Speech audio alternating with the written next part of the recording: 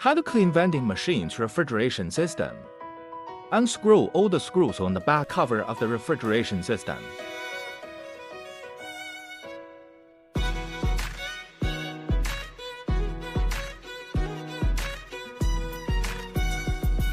Open the door of the back cover.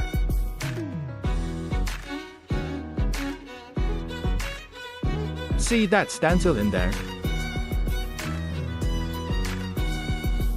Use a brush to gently clean the mesh surface of dust, etc., and then clean up the dust that falls off. Unscrew the side of the screen with a screw. Remove the spacer to support the door of the screen. See the stencil on the right? Use a brush to gently brush off the dust.